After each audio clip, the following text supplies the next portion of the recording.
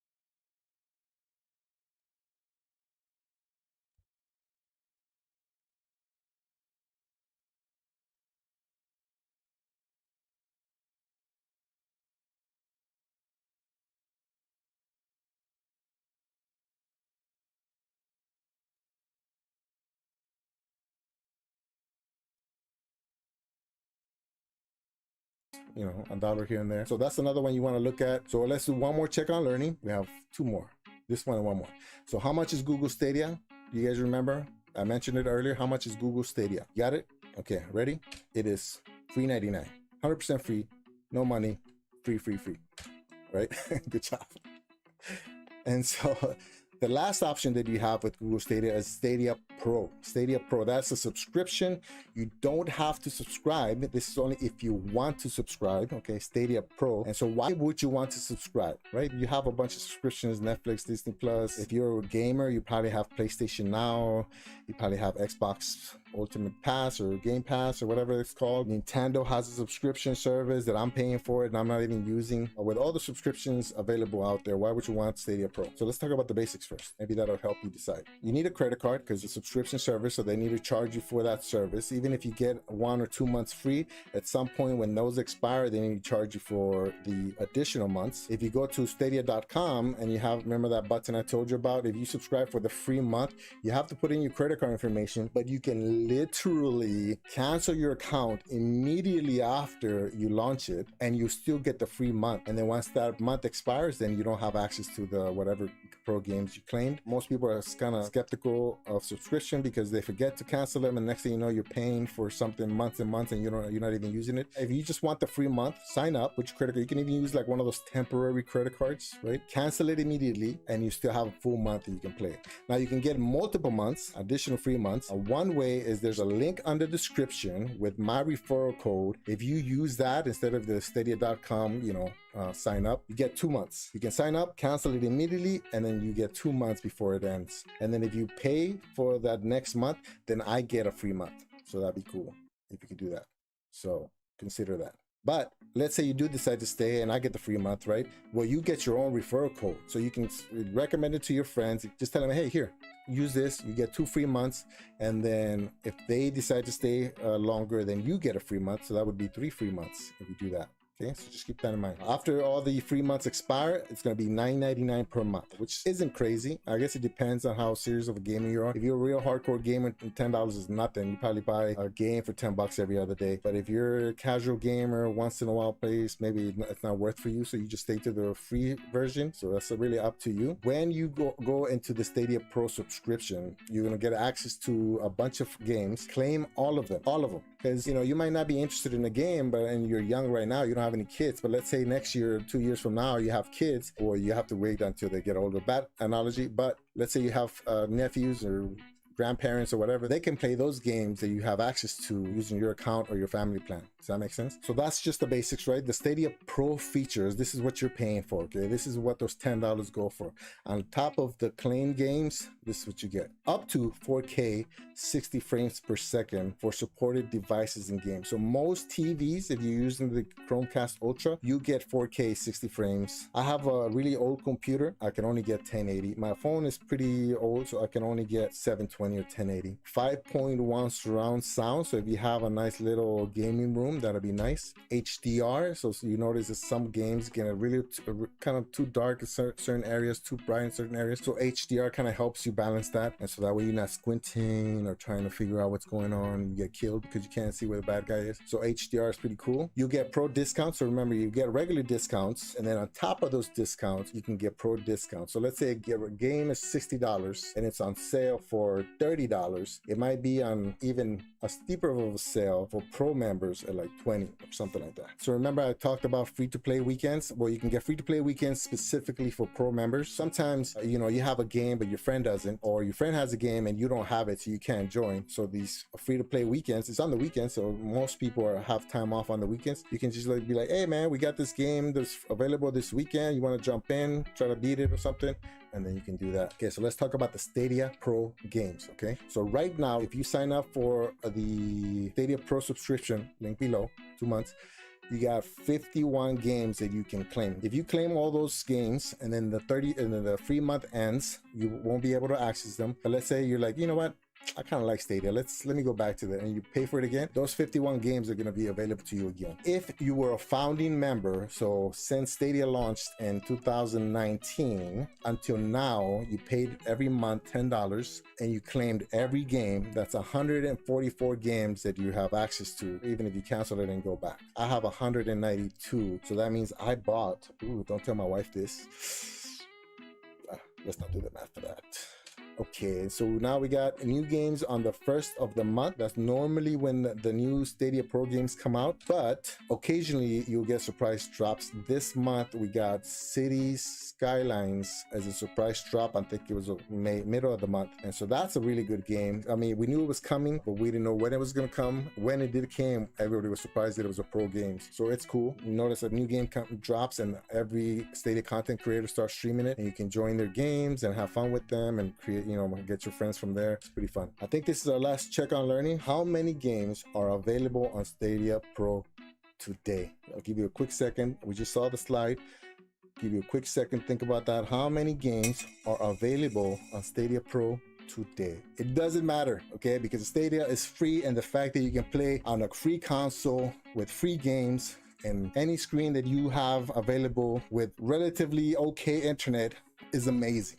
It's amazing. That's it.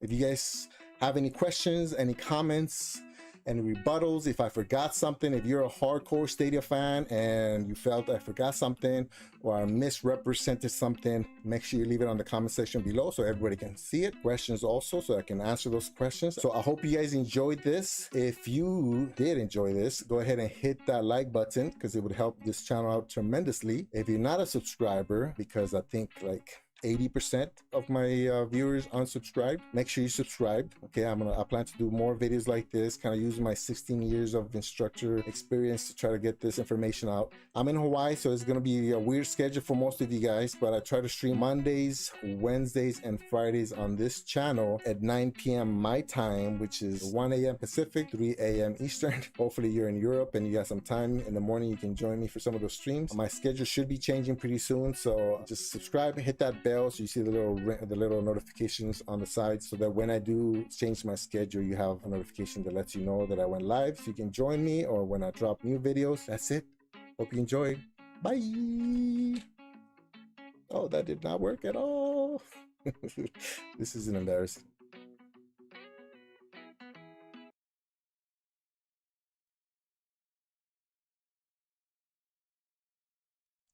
Right, everybody. Hello, hello, hello. Welcome. I don't have a control in my hand, so it feels weird to go live without a control in my hand. But today is going to be a different type of shows. We're going to start out with what just happened. It looks like the premiere show that just finished. I'm sorry, the premiere show that just finished is about getting ready to send everybody here. It sent me, so does that mean that everybody else is coming over?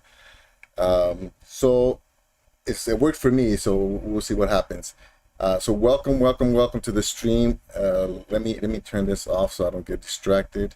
We're gonna open up an incognito mode so we get ready for the stream.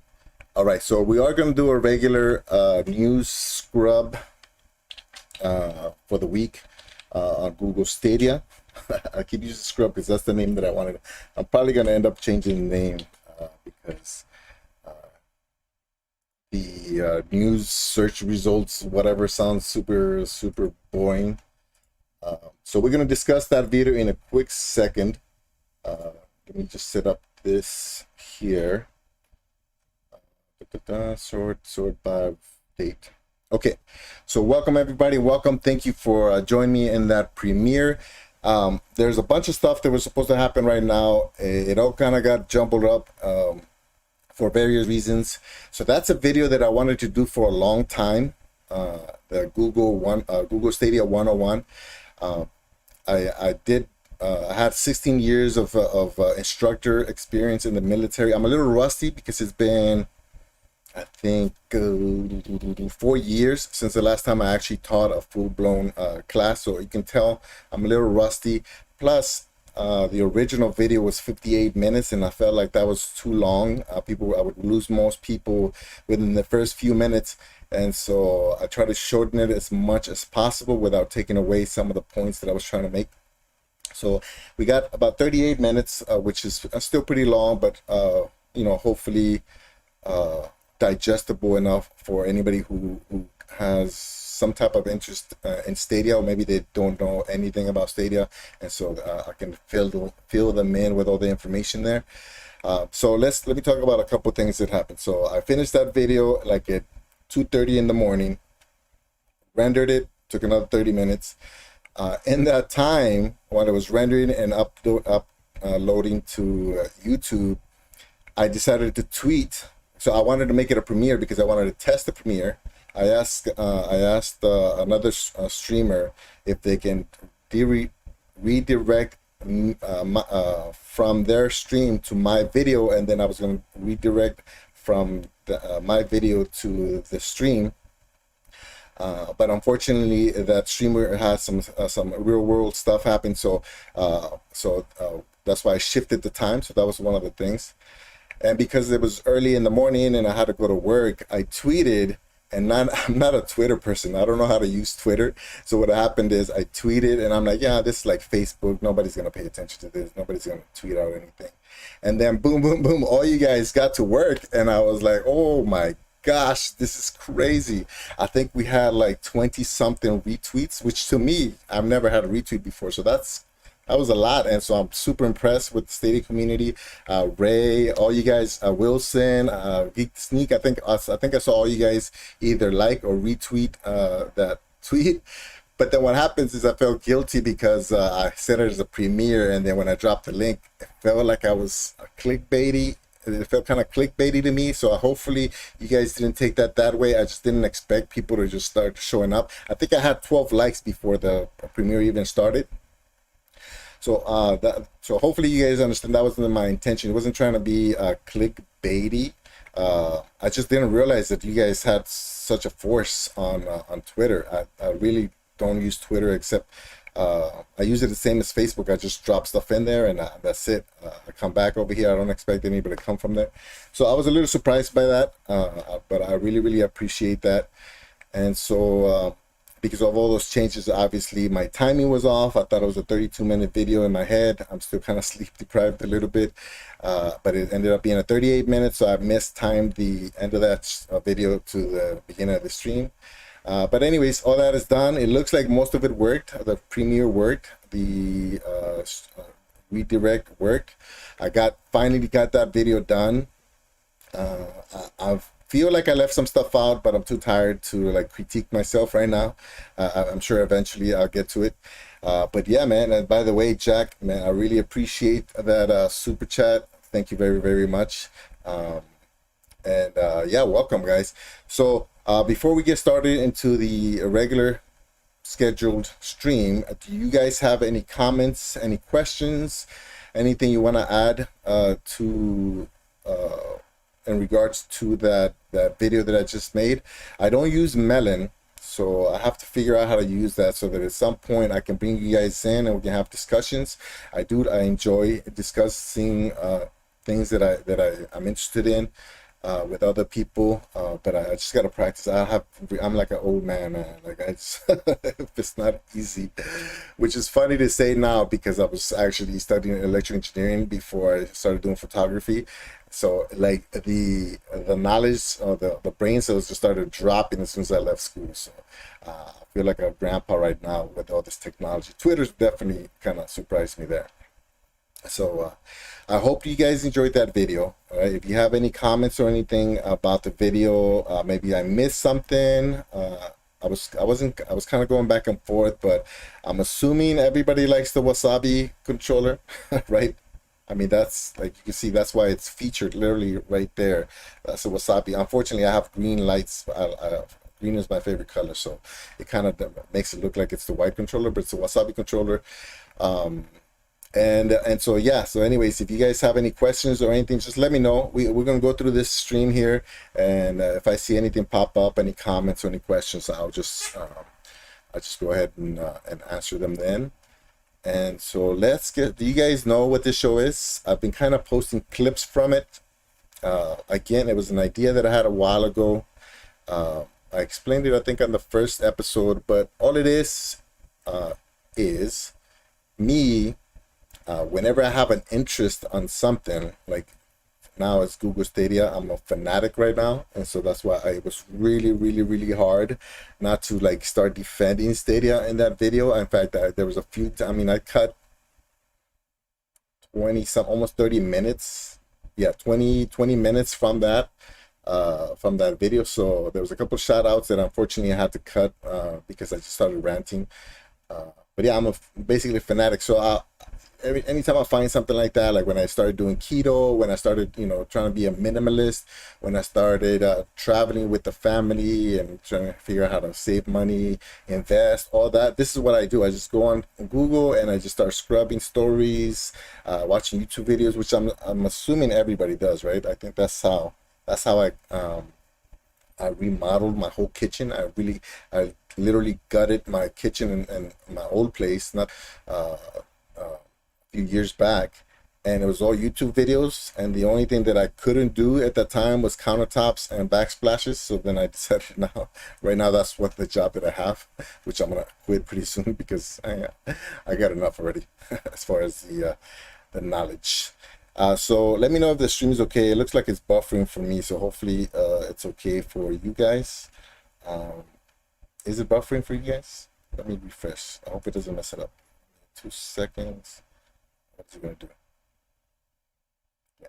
So I'm gonna switch to my new scrub screen. And then I gotta turn on the chat so you guys can see. Uh-oh. No, did I take it off? I did take it off. Give me 1 second. I gotta copy and paste something. Hold on, it's gonna get a little crazy for a second. Ignore everything that's happening. Uh-oh, I did mess it up. That's okay. I can bring it back. Give me 2 seconds. Let me bring up the browser. I changed my settings for that video and it ended up messing some of these things. So that's gonna be chat to alert box. Okay, I got that one. Let's go over here. And now your mom, hey, yo, how are you guys having a party without me? You know what? You were the only shout out that I didn't take off my video. And now your mom knows. And then when I changed the time, I forgot to tag you. Like I said, I'm pretty new to Stadia, not to Stadia, to Twitter. Hold on, let me see. What am I missing? I'm missing the alert box. Uh-oh, I think I messed it up, guys. Not that one. Anyways, it's okay. We'll just move on. You guys can see the chat right there. Cowboys in the house, man. I thought you'd be sleeping by now, man. You're older than me, so I figured your bedtime was a little bit earlier.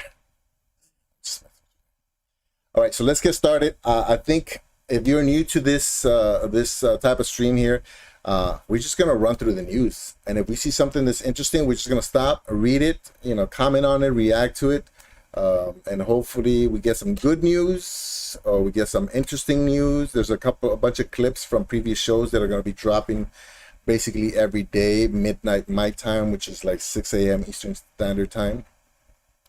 And so that way, if you miss any of the previous episodes, I took the juiciest stories and I dropped them in little clips, in regular kind of clip videos. All right, so you guys can see that, right? Let me zoom in just a little bit more.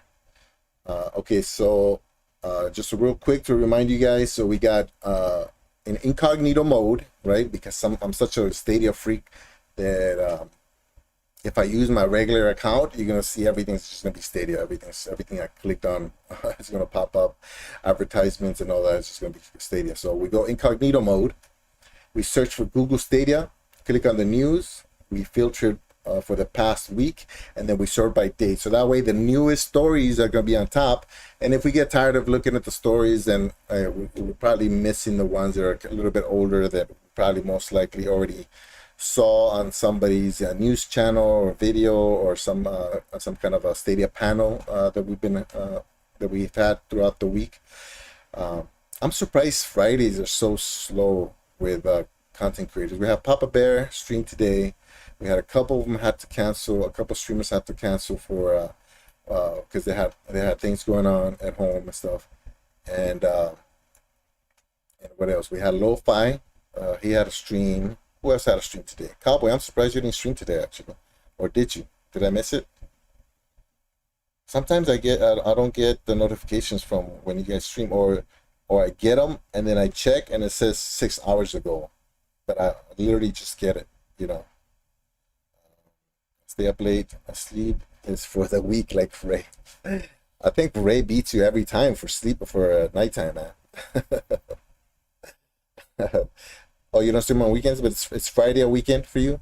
Just Monday to Thursday. Okay, yeah, that makes sense. Yeah, you gotta keep. I'm feeling a little guilty right now because my daughter graduated yesterday, but we don't really have anything. Like, we don't have any plans. We went to Buca de Peppos. We ate a bunch of food. I mean, just the dessert is literally a martini glass like this big. I'm not exaggerating. It was this big, and it was just brownies and ice cream and whipped cream on top of like the huge pasta. Pasta. What was it? What's the pasta that's like flat? Or whatever that is. Lasagna, a pizza, and then some chicken stuff. And it's like, oh my God, that's so much, so much food. And right now they went to the swim class. They have like a party going on. See how my voice breaks? I haven't figured out why that happens. And I know other Hispanic, friends of mine that have the same thing. If the voice just cracks, it must have something to do with my cord or something. All right, so let's get started with the news. If you guys have any input on these, just let me know. Like I said, I'm a bad reader, and normally I just depend on other people to tell me the news. So the broken Solar 3.0 Hunter build, you should definitely try. I'm assuming this is a Destiny 2. Right, Destiny 2. It looks like a Destiny 2 story.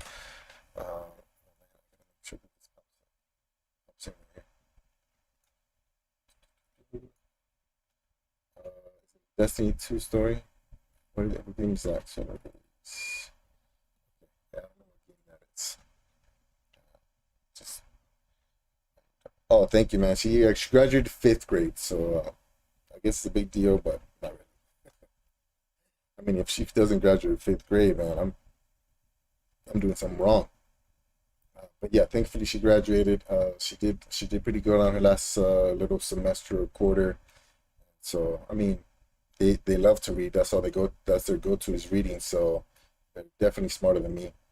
How to fix Google Stadia lag, disconnecting or not working.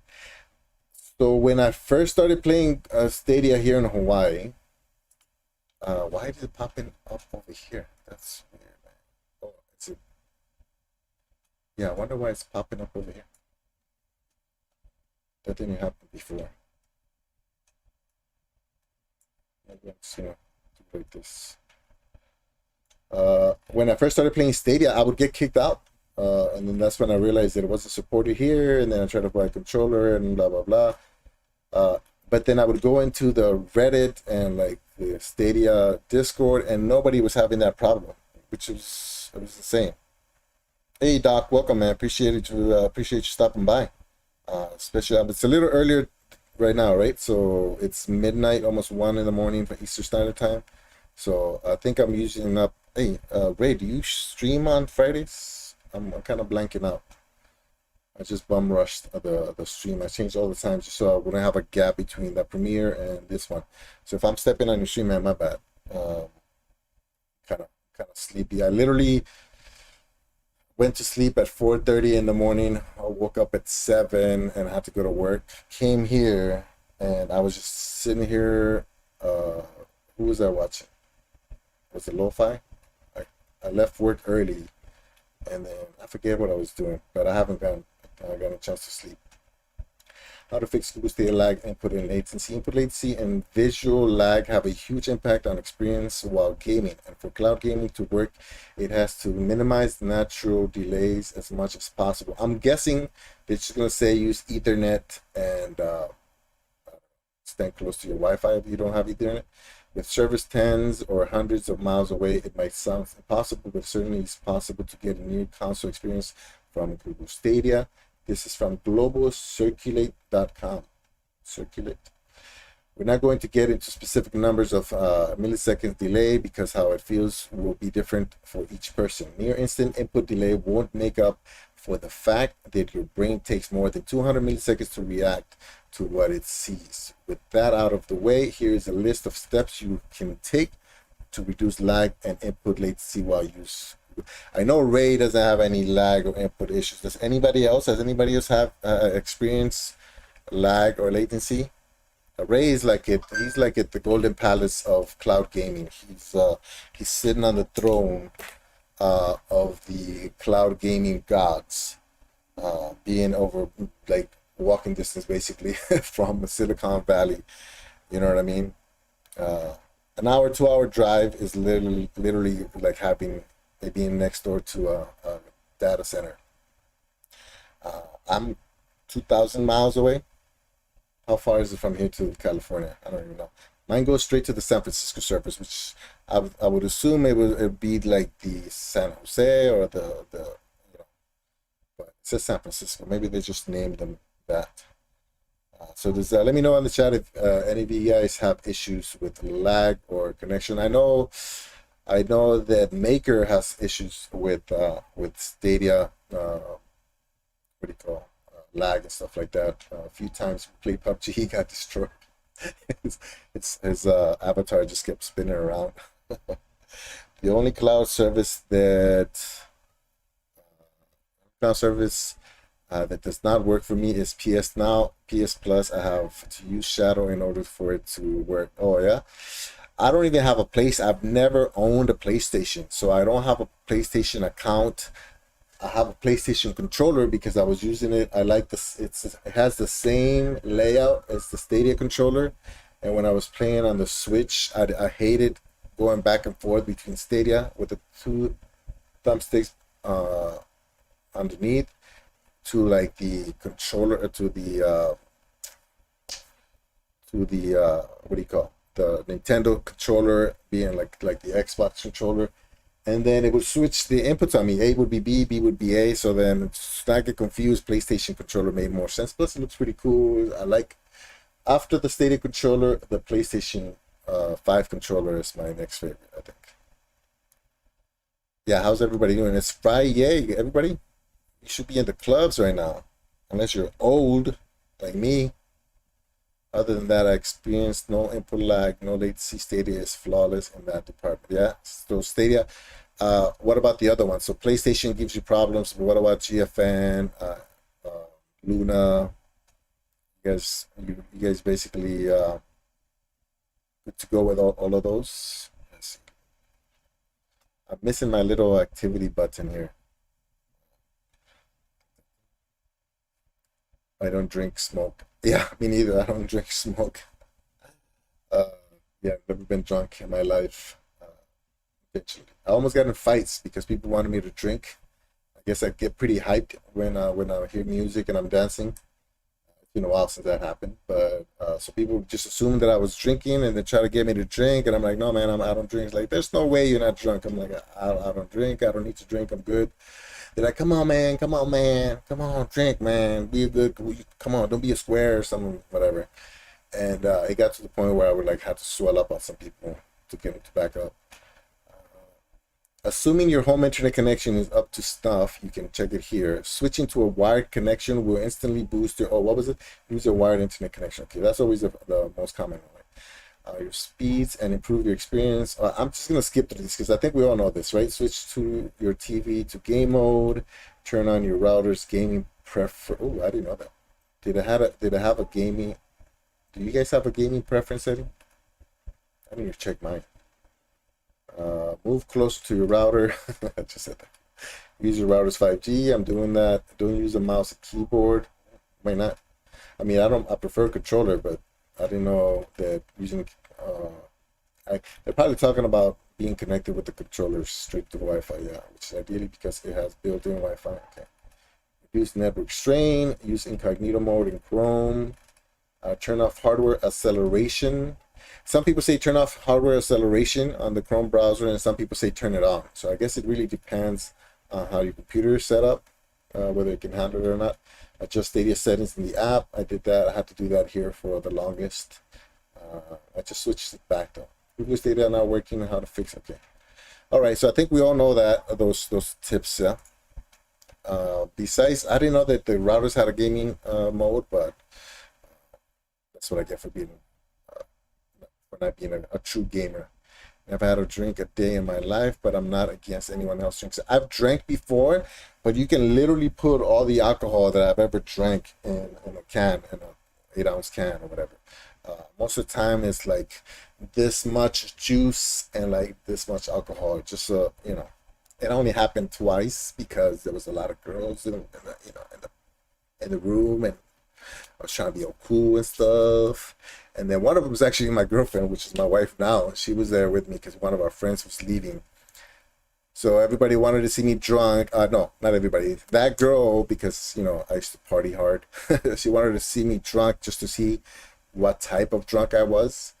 And so I'm like, all right, you know, you're a good friend, so I'll do it for you. And I started drinking, and I got buzzed a little bit. But then after, I guess, I don't know, I thought I was drinking a lot.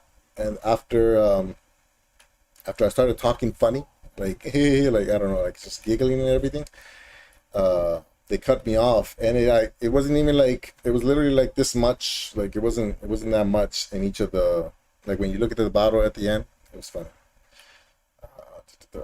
Okay, Ghost Recon Breakpoint saves files disappearing on Google. Did you guys have that? I haven't played that game in a while. How come it's gonna go back to that? I don't like that. Why is it doing that? Why is it doing that? Let's see. Man, this game is such a nice game, but I don't know. I always have trouble. I always get frustrated because I keep getting stuck on like trees and rocks and stuff. Just in sometime today, Google Stadia players started noticing that their Ghost Recon Breakpoint save files were completely gone. A Google Stadia player first reported the problem in a thread on the Google Stadia community forum. Really? They went off of just the one guy? In the thread, the user wrote, "Hi, today I launched my Ghost Recon Breakpoint, and it was as if I was playing for the first time." Okay. At first, it seemed that this was some type of a bug faced by only a few Google Stadia players, but more and more players kept reporting the same problem. Okay. The players in the comments section were devastated by the loss and kept complaining about the hours lost in the save file. I mean, aren't they backed up to the Ubisoft server? Ubisoft server. Some players had invested more than 40 hours, while others had hundreds of hours. Many players are also letting loose their frustration on Stadia. Okay, the Reddit Stadia, I guess. The post had well over 100 comments and more than 200 upvotes. On both Reddit and Google Stadia forum, company officials have taken note of the problem while addressing the issue. An employee, James from Google, on the Google Stadia forum said that they have escalated the issue to a higher authority and will keep the players updated.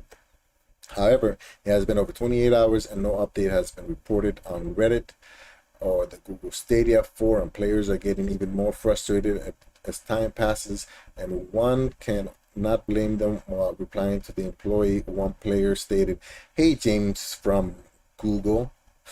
Karen, his guy's name Karen. Almost 23 hours have gone by, and I think people would at least appreciate an update. Thanks. I need to talk to your manager. At this point, players are just hoping for the retrieval of their Ghost Recon Breakpoint save files, so all their time, effort, and energy doesn't go to waste. The situation seems dire, but chances are that Google will fix the save files, and players will once again get to continue their adventures in game. So I'm 100% sure that Google has a backup system for Stadia, and Ubisoft has a backup system for their game. So I don't know. I guess I can understand why it'd be frustrating, but don't be a Karen. Are you facing this issue on Stadia? Don't let us know below, or do let us know below. Yeah, I can't read, guys. Let me catch up real quick with chat here. I have two chat windows, and one is faster than the other one, so I keep flipping back and forth. I never had a drink. So now Cowboy Primo and Urban are the three people who have never been drunk. Oh, okay, nice. And we happen to be multilingual, huh, Mr. Urban World? Omawa, genki desu ka? It's funny because I speak Spanish, so my Japanese accent is not terrible because, you know, it uses the phonetic alphabet, A, I, U, E, O, A, E, I, O, A, E, I, O, U. It's the same, basically, the phonetic alphabet like Hawaiian and so on. And so sometimes I shoot Japanese weddings. Yeah, a lot of Japanese weddings. So I start talking, konnichiwa, genki, do desu ka? I start talking, and they're like, "Oh, Nihongo joju desu," and they start getting excited and just blast off like a bunch of paragraphs, and I'm like, sorry, you gotta bring it back for me. Mo chotto yukkuri onegai shimasu. Speak slowly, please. So it's good and bad. Hey, Maker, I was just talking about you, man. Good things. I've been to a few parties and been drunk a few times. A few. Enough to count on your hands. Oh yeah, I heard it's a bad issue for those who play it on Stadia. That would suck. I mean, I understand why they're frustrated. That would suck, but there's a lot of games on there. Fun fact: Primo has a Spanish Stadia channel. I'll be watching it as part of my 12 hours of Espanol studying this week. Yeah, check it out, man. Sometimes I break, so like if you guys come in, because I try to get the games to switch over to the English. These are all my M-rated games. I'm not comfortable playing them here because I do get kids popping in here and there. So I play them on the Spanish channel, and if you guys pop in, you know, I'm content with the game staying in Spanish, and I kind of go back and forth. So you know, it's going to be more like a Spanglish channel, but I am waiting for that Latin America release of Stadia, so I gotta be ready for that. I've lost my Breakpoint game, just loaded it, and it's gone. Oh, David, no. Oh, he's one of them. Okay, you can be a Karen. I'll give you permission to be a Karen. Mine's gone as well. Oh wow. See that? See, who would have thought? I haven't even launched that game in forever. I wonder if there's like a bug that's not letting them communicate to the servers, to the Ubisoft servers. I'll just assume mine as well. It's all over Reddit. Yeah, That really is a mad bug glitch. Yeah, that's not good. I wonder if it's a Google thing. What do you guys think? What do you put in your money on a Stadia issue or a Ubisoft issue? I have to go, but I'll watch the rest of the stream tomorrow. I have to get up in the morning. Yeah, it's late for you guys. So to me, it's still early. It's not even 7 p.m. So I understand if you guys can't stick around. Appreciate you stopping by though. Thank you. Yeah, I'll see you next time, Urban World. Oyasumi nasai. Oyasumi nasai, Mr. San. Gaming Cyber, good evening, sir. Yeah. And don't feel bad if you guys have to leave it. I know it's late for the most of you. Unless you're in the UK, and in the UK, it's 5 in the morning, almost 6 in the morning for Wilson. He just got devastating news. Good morning. Mighty Switch Force collection and more announced for. Okay, so we know that news, but let's do a real quick glance. Oh man, what am I doing? Why is it doing that? It's gonna make me mad here. Hold on. Why is it switching to this screen?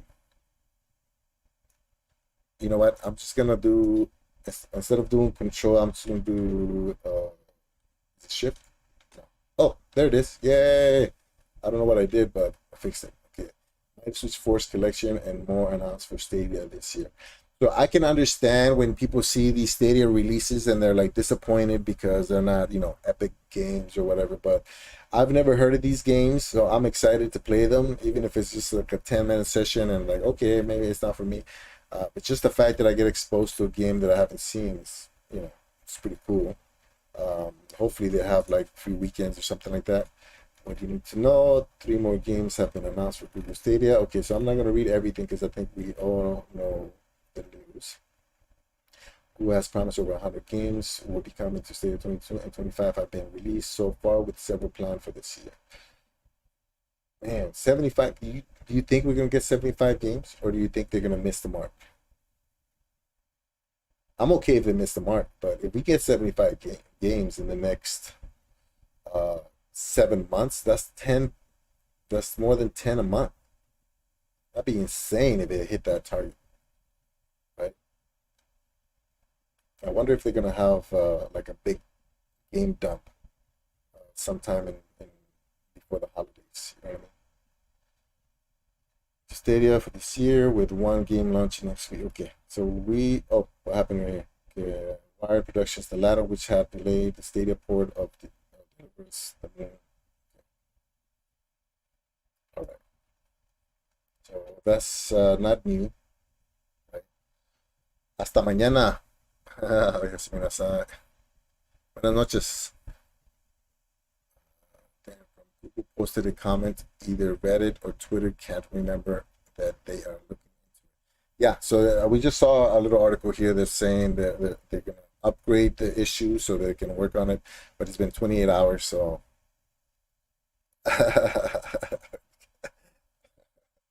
Well, you're not the only one. It sounds like Doc has. When's the last time you guys played those games? The game that's missing. What is it? Breakpoint. When was the last time you launched it? Has it been a while? Stadia gets 3 more indie games on the schedule. Bandwidth Creator coming to Facebook Gaming updates on. Here, Unit 2 games Creator originally launched exclusively on Google Stadia. It's a Stadia Pro title later coming to Epic Games Store. Coming to Facebook Gaming. I think it's already in Facebook Gaming. That was 8 hours ago. Unless Facebook is coming up with their own cloud gaming. Because when I think Facebook gaming, I think streaming like videos, right? I don't think they have games, right? I know they have the Oculus, but you guys think Facebook is going to come up with their own cloud game server? Microsoft reportedly confirms its own Xbox Cloud gaming. It's going to be, I know that one. That's the dongle. That's the streaming stick.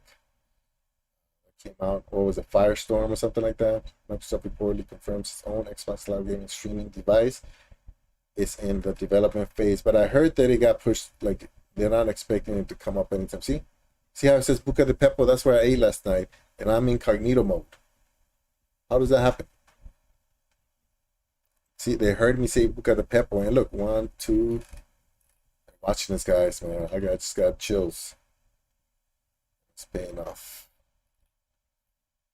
Xbox Cloud Gaming has taken huge jumps, arriving at 10 million supporters. I saw MM2K talk about the 10 million number, and I agree with a lot of what he said.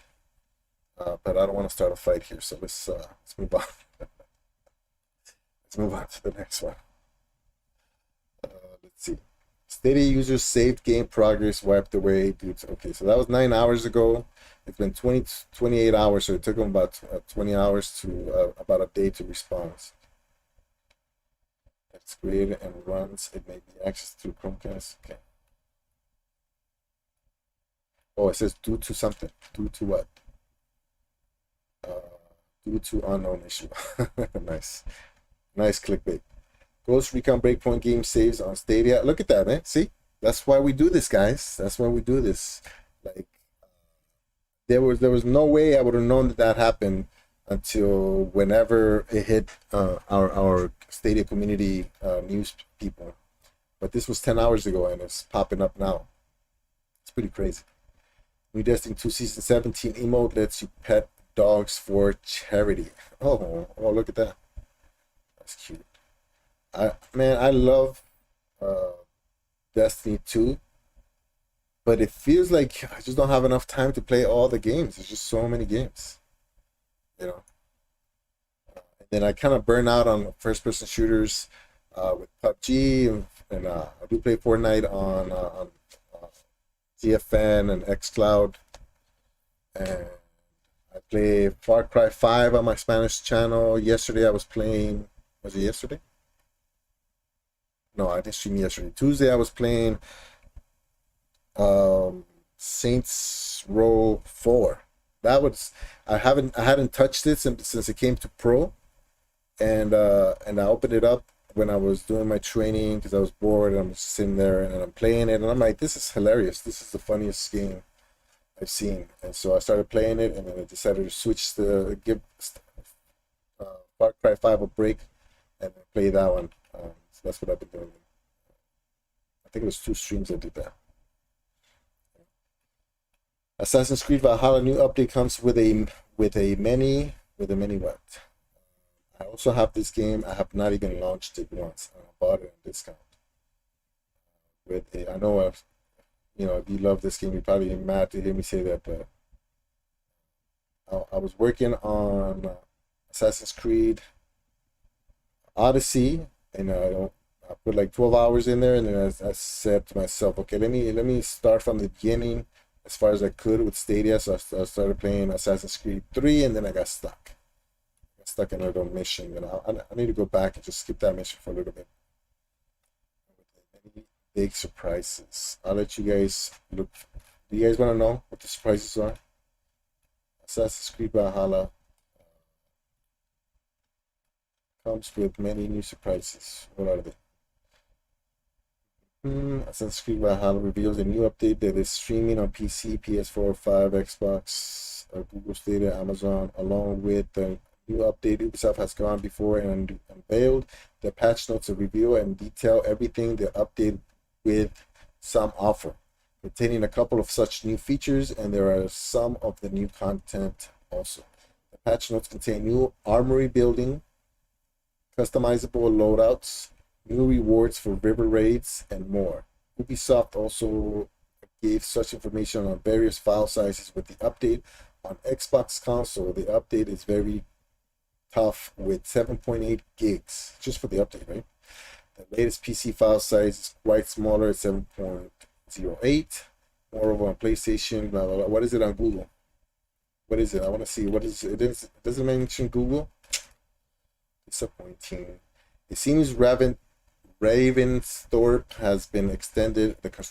The construct has a new armory building and unlocked 5 years gear loadouts, as you can display some of the settlements and swap freely across the world. The armory can be built after developing Ravensthorpe to level 3 that needs foreign cargo. That also can be hauled in river raids after it is built.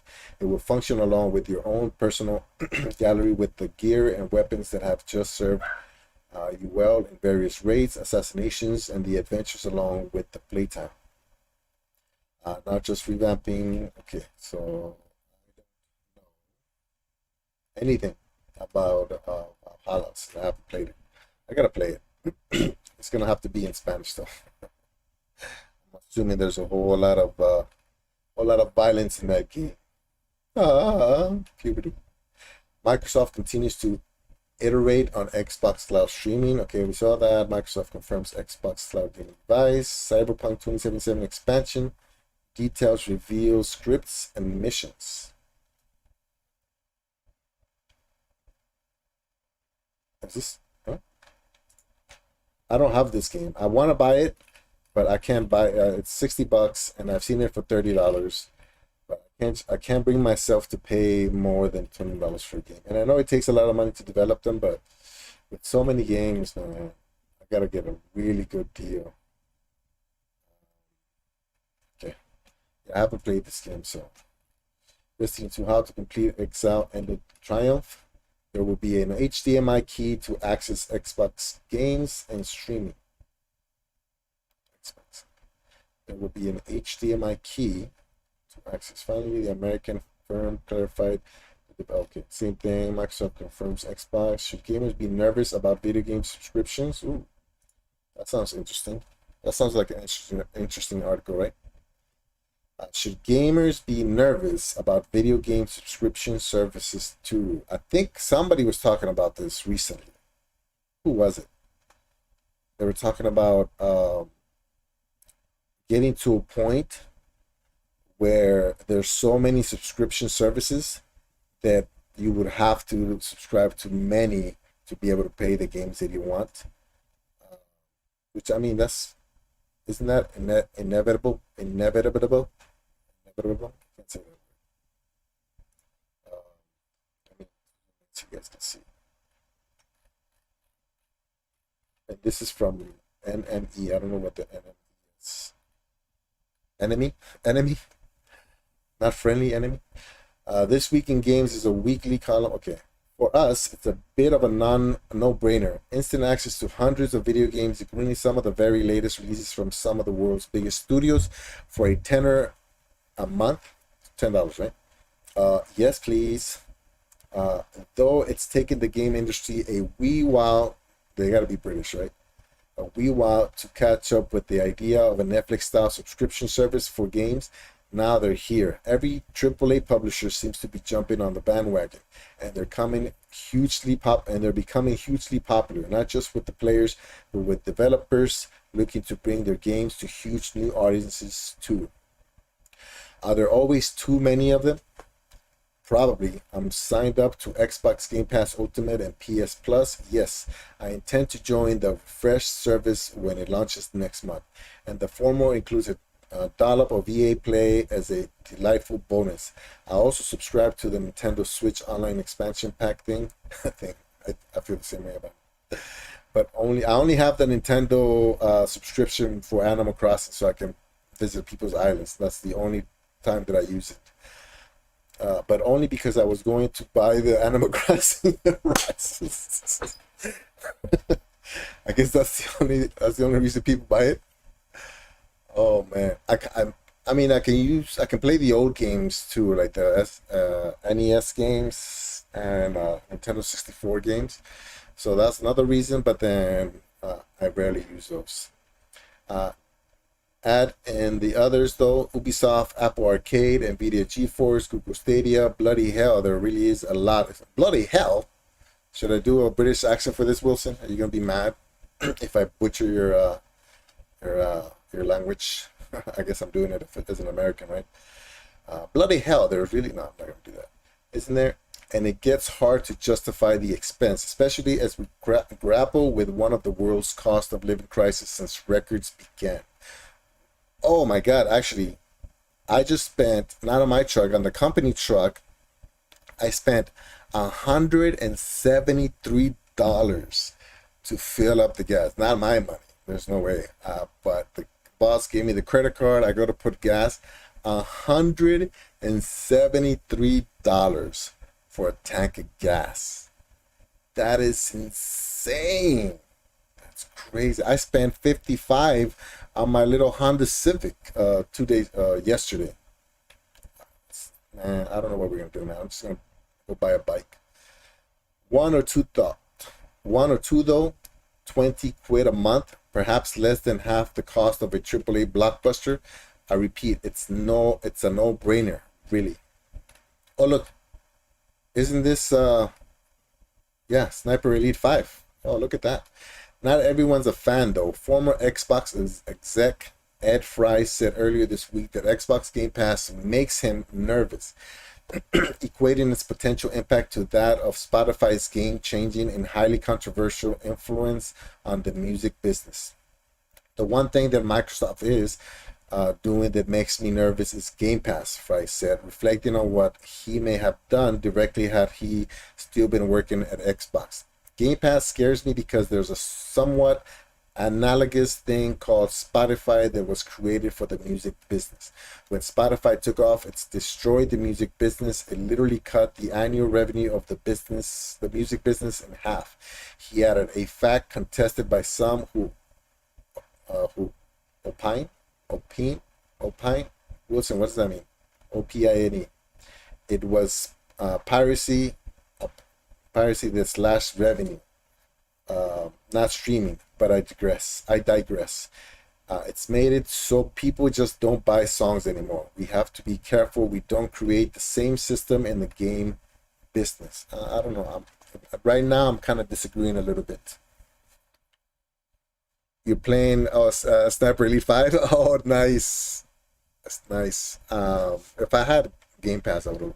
If I had GFN, I would streamed it at some point. But it's on xCloud, right? When Spotify took off, it's destroyed the music business. Oh, I read that already. Sorry. It's a compelling statement and it certainly hits the headlines, but gaming subscriptions aren't quite the same thing as Spotify, though. Not yet, anyways. Microsoft Game Pass arguably leads the charge when it comes to the sub-services, and it currently sports 25 million subscribers. That's not to be sniffed at, obviously. But it's a long way of Spotify's 182 million or Netflix's 222 million. Not least because of all subscriptions. Yes, all the ones I listed above, as well as the ones I didn't, account for just 4% of the annual video game spent in Europe and North America as of January 2022. Let me read that again real quick. I love numbers, and then I think I'm dyslexic. I tend to flip them around. Yes, all the ones I listed above, as well as the ones I didn't, like Stadia and GFN and all those, right, account for just 4% of the annual video game spent in Europe and North America. 4%, jeez. As of January 2022. That leaves a whopping 96% of video game revenue that doesn't come from subscriptions. That's plenty. Yeah, which one's pretty good? Oh, the Sniper Elite 5. Yeah, I thought we're gonna start playing that one, but on xCloud. But I guess we gotta wait till enough people have it. Yeah. And look, I'm not an industry analyst. Numbers scare me, and graphs make me break out in a sweat. But from my lowly position way down here in the gutter, I say that because the gaming industry has uniquely devised many other ways through which to fleece its audience already, like all the game service for games, right?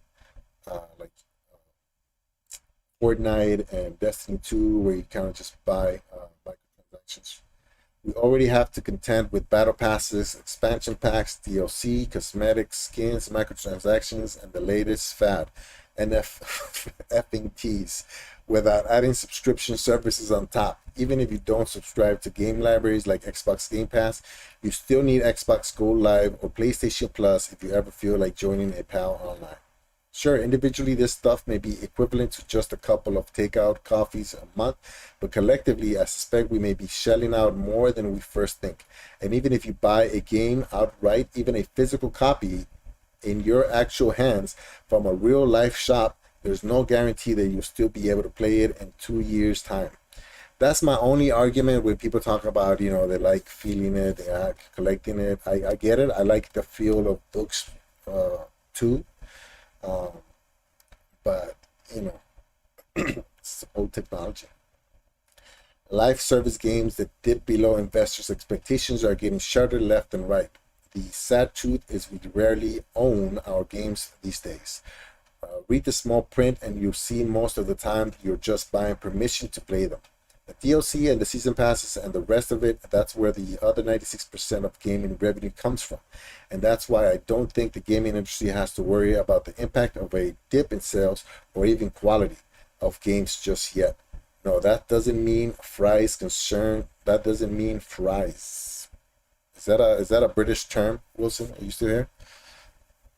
Yeah, these sometimes start satisfying about the X-ray shots and stuff. Oh yeah, those are cool. Um, the they make what was it? What was the game? What was the game that Papa Bear Gaming was playing? Army Zombies or Zombies Army or whatever. They have the same effect, yeah. It's the same studio that makes it. Or even quality of games. No, that doesn't mean Fry's concerns are unjustified, but they may be unnecessary at least for now.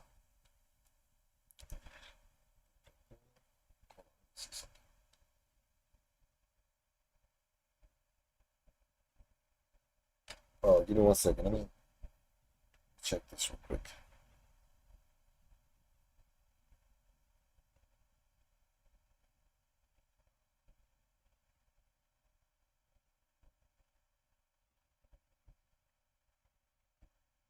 Mm, oh, okay. Anthony just dropped a video. And that's it. That's where it ends. Okay. What do you guys think about that? I mean, I don't really have an opinion on it because Netflix is being paid by T-Mobile, so I don't see the bill every month. It's included in the bill, but I don't really see it.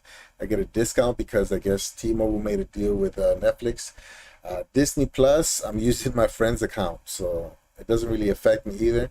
I don't pay for it. I guess you can have multiple users. The guy is a single guy, so you know he can add a few people to it. I use his HBO Max as well. He has all the subscriptions, and I just use his. So I don't know. Maybe if I mean, I guess it would affect me since right now I'm only paying for Stadia and I guess Nintendo. Uh, it kind of hurts to think that I would be paying $18 for Ubisoft Plus, minimum $10 for GFN. What's a 3080 tier? $20. $20 for GFN 3080. Uh, Xbox is like $15. I don't know what PlayStation, how much it costs, but it just adds up. So I guess for me, it doesn't really matter because I'm pretty much gonna stick to the one that I use the most. Affordable new Xbox streaming. Okay. Oh wow, there's way more. There's way more pages this time. We're just gonna run through them real quick. I've been streaming for an hour, so I'm gonna do a couple more pages, and then we'll switch over to the YouTube search. Xbox to pivot away from current iteration of its stick. Exclusive Microsoft continues to operate. Yep. Daily authority. Xbox Keystone won't happen. A lot of Xbox stuff. How to use the Stadia controller with PC games. That was easy. Just plug it in. How to move people on used devices from your Netflix. Microsoft working on Keystone. Xbox Cloud Gaming. Microsoft says more about its Keystone. A lot of Xbox. Cyber 2077 DLC leak hints at new areas to explore. Who here plays Cyberpunk 2077? Are any of you guys still playing it? I have not played it at all. And it's not that I'm not interested in playing it. It's just too cheap and there's too many games. That's my only excuse. I don't really have anything against it. Even all the bugs that we talk, because they were saying that they were having the same bugs or similar bugs with Outriders, right? They were having the same issue with Outriders where it didn't launch very well. Um, but now it's in pro, and I think it's pretty good. It's super hard for me. I can't get past the first. I definitely need to play with somebody because I get destroyed immediately. But yeah, I mean, it works pretty good. With I guess it's been enough time has passed that they fixed a lot of the issues. But haven't had the time to jump in yet. So you bought it, but you haven't even launched it. Same thing with my. If I show you my Stadia library, all the ones at the bottom I haven't touched. There's like 10 games there. They were cheap enough that it made sense to buy them, but I haven't. Especially because I don't want to stream them on this channel, so it kind of makes the backlog even longer. Microsoft new stream report offers insight into Xbox Keystone Roller Champions headlines 10 new games joining Nvidia. Okay, so we all know that. That's right. Everybody got that news yesterday. Ease 9 Monsters Knox PC patch improves CPU bound. How to download and save Instagram filters. Marvel's Avengers gives Miss Marvel a comic-inspired leveling up challenges and opportunities of infrastructure. Wait, hold on. This one seems like it might be interesting. It's crazy how everybody has their own opinion, and whether it's good or bad, it kind of, ooh, what is that? Whether it's good and bad, they get you on that clickbait. Leveling up challenges and opportunities of infrastructure strategy and gaming. I'm just gonna do a quick glance. Cloud gaming as a service, the nature of the way consumers play games. Hold on. This seems interesting to me, so hopefully I don't lose you guys. Let's check it out. The gaming industry rarely stands still for long, and it is currently going through another phase of major change and innovation. A flurry of major studios acquisitions made by Microsoft, Sony, and Take-Two in recent months, for instance, is worth about over $80 billion combined, contributing to the view that the industry has entered a period of consolidation. At the same time, consumer expectations have risen to the point where 4K quality with 60 or even 120 frames per second are becoming must-haves for gamers who want the best experiences. Isn't that crazy though? Like 4K, if you don't have 4K, you're nobody. And this is cloud gaming. That's insane to me. You know what I mean? When you think about the technology, it's wild. I'm waiting to play it again, played through all the bugs, which was frustrating, so just want to wait for full patch, new content added versions before I get back. I thought they patched most of the stuff though, and I mean, I guess another one's coming, but I thought Cyberpunk 2077 it's pretty good now. What happened?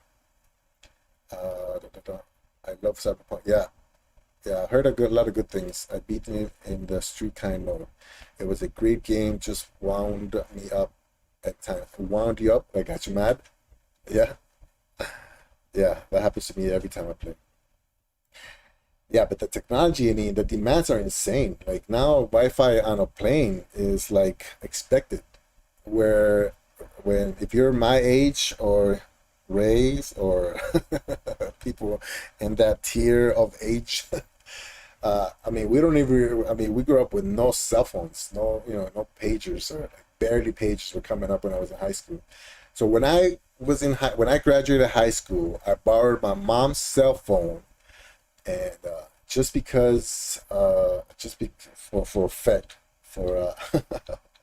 just for effect, I'm gonna show you guys which one. Motorola cell phone. Now that's like when it says cell phone, they mean cell phone. Now it's all digital. It's not the first cell phone, so 1998 cell phone. Let's see what comes up real quick. Even these are two. So this is what I borrowed from my mom when I went to senior ditch day to Six Flags Magic Mountain. And I was the coolest kid in class, man. I was like, oh, look at this. I don't even speak English. I just have to have a phone, and I'm the cool kid. So anyways, and what's funny is that my daughter, when we went to Australia, she saw, I think it was this phone. It was a pretty new phone. I think it was something like this, and she's like, "Oh wow, look, mom, look, this phone is so old." And I was like, "Oh my god." Okay, cloud gaming as a service. Oh wait, no, I missed the other part. Developers also are continuing to push the boundaries of technical innovation and excellence, with VR gaming becoming more compelling and AI taking a bigger role in game mechanics. I'm more excited about AI than about VR. I've tried VR. I know it's probably not the best that I could have because it's been a long time. But for some reason, AI seems like such a far dream to reach. You know what I mean? Uh, it's scary at the same time, though. Like iRobot, never know. I enjoy Cyberpunk a lot, but I played on PC where it didn't get near as much issues. I thought, oh, that's right. It was the older generation PlayStation and Xbox. They were basically unplayable, right? PC, Stadia, and and the new gen consoles were pretty good, right? VR is a lot of fun depending on the game. Yeah, I think something in my maybe on my sight, maybe because I'm losing my vision slowly. I can't get comfortable with it. You know what I mean? Having something that close. I was super excited about VR, yeah, VR lenses back in the day where you can feel like you have a 100-inch TV in front of you, but then it just didn't work. For me, it just made me dizzy. Cloud gaming is a service. The nature of the way consumers play games is also changing. Microsoft's cloud gaming solutions, for instance, enables people to stream their gaming experiences as a service rather than the traditional method of downloading large game files from the internet or disk in order to play. From Xbox, because remember, we used to start out with cartridges. We started with cartridges, and then it went to CDs, DVDs, Blu-rays, um, and then it's digital. And I think Switch is the only one that uses cartridges still. The growth of the subscription-based service clearly showed the direction of travel within the industry and also increases the reliance of publishers on high-performance, reliable infrastructure. Gaming market big and volatile. It's an industry supported by a huge ecosystem of content creators, live streamers, and professional gamers who are playing an important role in fueling a market expected to grow to over 300 million in value globally by 2027. Bro, that's 5 years away, and that's us. They're talking about us right there. Even funding models have changed over the years, with Space Game Star Citizen being the most dramatic example of crowdfunding success, having raised over 440 million to date. I don't know what they're talking about. Even funding models have changed. Oh, funding, like how they fund. I thought they were talking about our girl, like a model, like because. Oh man, okay, I can't read. I gotta work on my reading comprehension. Um, Game Star Citizen being the most dramatic. Okay. The gaming market is also volatile, and it's hard to predict with certainty which new game will be a success or which publisher will create a new gaming franchise that will deliver sustained interest over the long term. Whether it's success stories like Candy Crush or Fortnite, there's always something new out there to grab the attention of gamers. However, the average lifespan of a game is not fixed, and there have been huge controversies in the past few years as publishers released games before they were fully developed. The likes of Fallout 76, No Man's Sky, Cyberpunk 2077, speaking of, and Star Wars Battlefront 2 are among many notorious examples of the huge media and consumer backlash that can occur when games are released for sale too early. When Sony stopped selling Cyber 2077, that was, I mean, not to get into like a kind of, you know, criticizing mode or hater mode, but yeah, that wasn't a good sign. But see, now it's survived. Now people play the game and it's great. You know what I mean? So perspective. Uh, Despite a variety of challenges, it's a hugely successful global industry, while the Asia Pacific region still generates the most revenue, followed by the United States. To deliver a AAA success story with massive player uptake, publishers need to be in a position to go global in a fast, cost-effective way. So that I think that's the issue. I think you know whatever's holding up Google Stadia from expanding to all these countries, I think it is a part not being embarrassed by by stretching itself thin and having major issues. I mean, if they're struggling right now with the amount of hey Kai, welcome to our the gaming my gaming news show.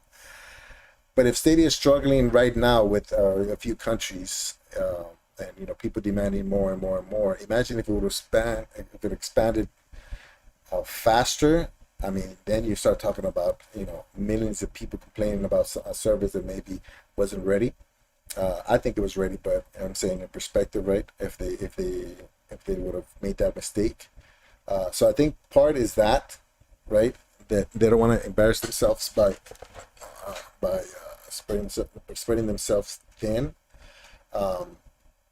but also, what was it saying? Massive player uptake, publishers need to be position critical.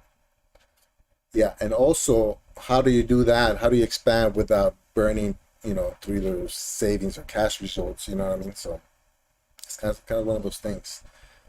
Winning with infrastructure. What all this innovation has in common is a thirst for computing power. For both users and gaming platforms alike, this constantly changing and volatile market brings a range of challenges for both developers and platforms. Gamers are demanding the demographic and expect a great deal in terms of speed and quality alongside a consistently great gameplay experience. I mean, if anybody knows that, it's the Stadia community, right?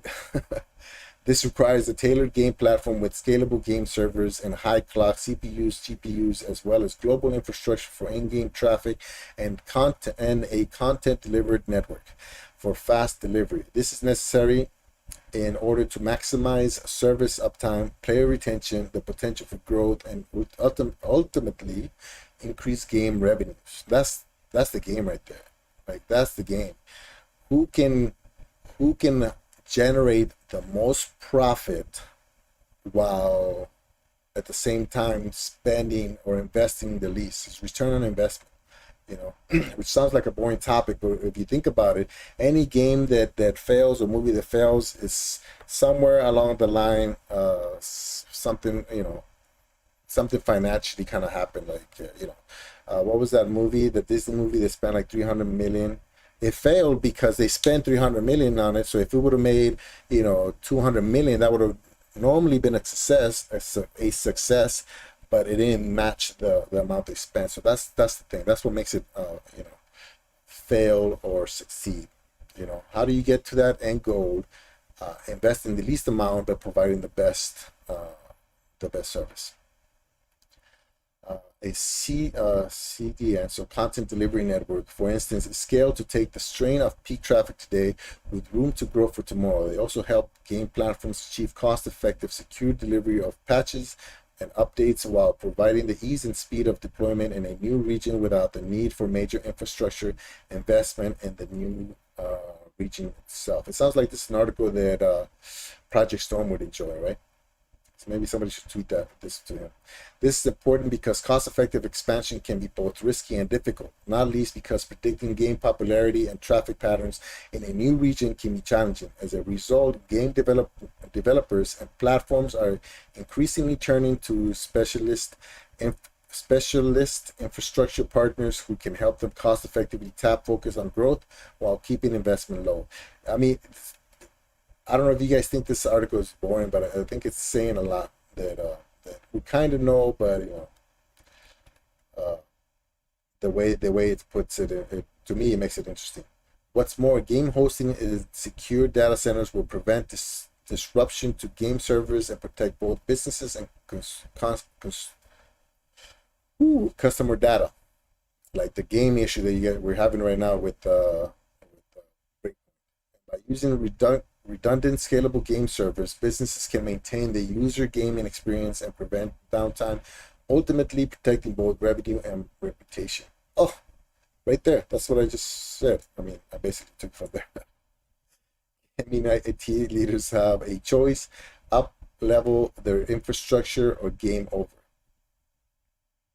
Okay. I mean, I thought that was interesting. Right? Anybody else? Or am I alone on that one? Am I a boring guy? Well, everybody's still here, so maybe it wasn't that bad.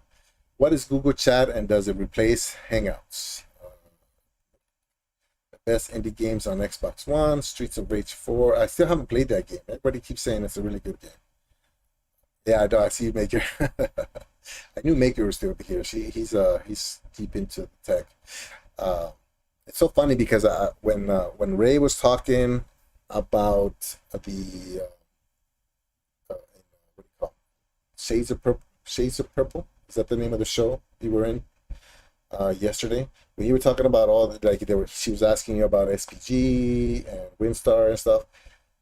It's funny because immediately you go to the connection that you have with those people. You know what I mean? Like Maker, he's a tech guy. He's a techie, and then that was my goal. That was at some point I wanted to be an electrical engineer working in computer systems, and I was studying, you know, hardware language and all that. I deviated from that because I started a family and I discovered photography, but I still love it. I still have interest in it. It's just that, you know, things change. Me and Cowboy, we both don't drink. Our channels are like a mixed bag, family stuff, you know, the different interests. You know what I mean? We're around the same age. We talk a lot. I know you guys don't hear me talk too much except on chat, but I talk a lot. And so we have a lot in common. And Ray, man, he's just a big teddy bear. And people always tell me I'm like a teddy bear. You know, and so I think it's, I don't know. I just, I'm ranting, but I find it interesting how from distances you can find people that you have so much in common with that you never met before. You know what I mean? So that's one thing about this community, being part of a community, that's exciting for me.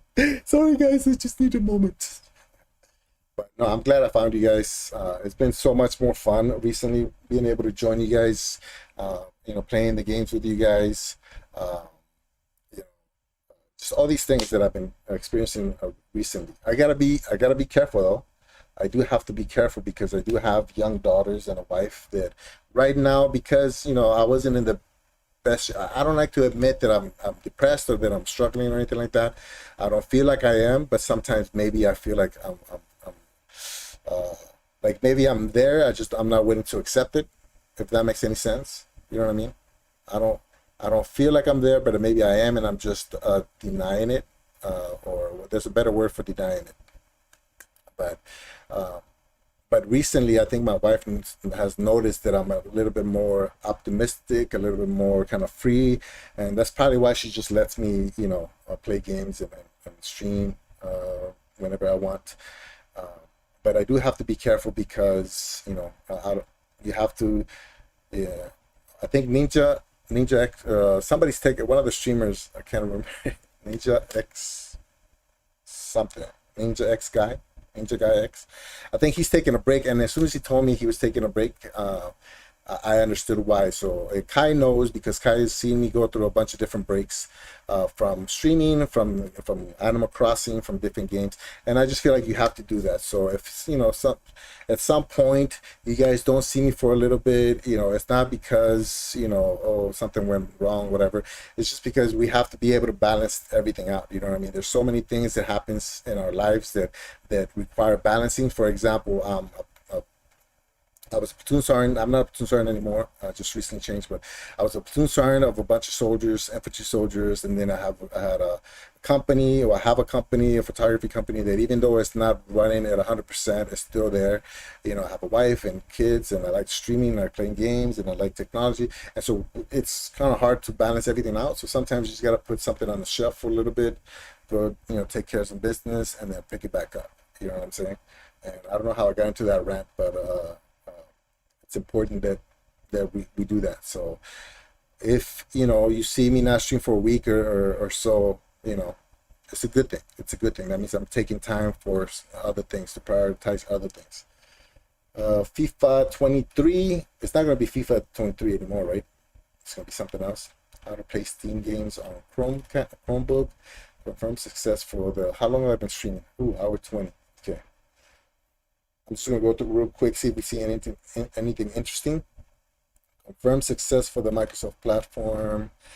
Hitman 3 need comparison. Gaming 10 million for xCloud. Hitman 3, Destiny 2.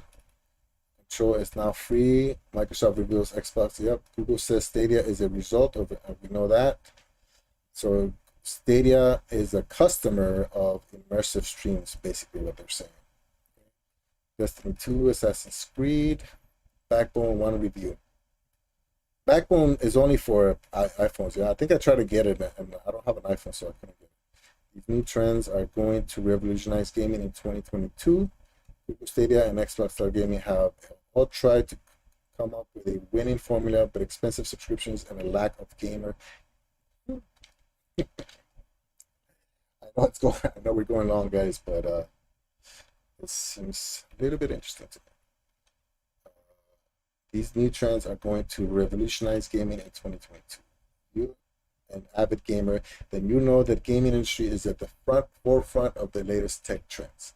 It's a global market worth an estimated 175 billion, which is going to be a 300 billion in 5 years.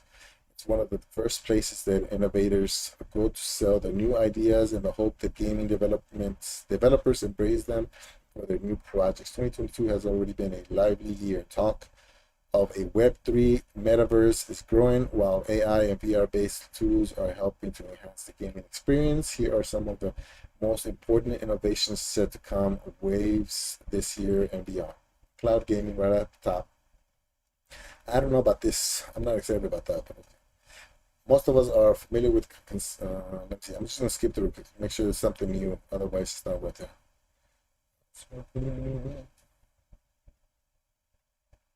Okay, Google Stadia and Xbox Cloud Gaming have all tried to come up with a winning formula, but expensive subscriptions and a lack of gamer enthusiasm have held them back.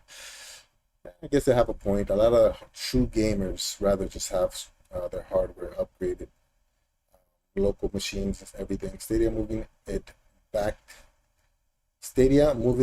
back end to a white label service, however, may be the game changer. It will give publishers the chance to launch their own cloud services for their gaming stock, improving ease of access for fans. Handy promos too, like Xbox making Fortnite free to play via its cloud, not to mention its Series XS and One consoles now being cloud compatible will help whip up momentum.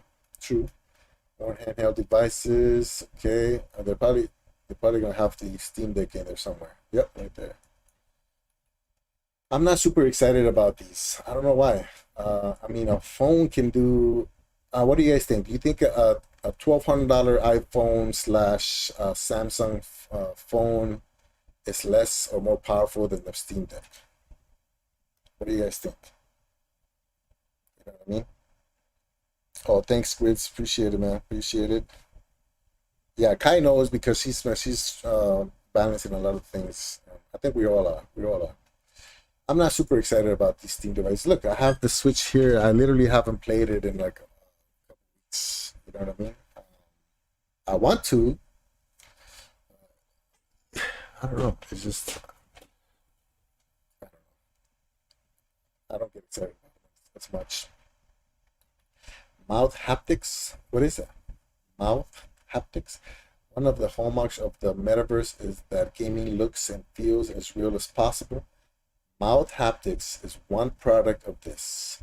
To sum up, it's a device attached to a VR headset that's designed to mimic sensations around the mouth. What? Do you guys know about this? Mouth haptics? It's a device attached to a VR headset that's designed to mimic sensations around the mouth. Oh, man, I gotta search this.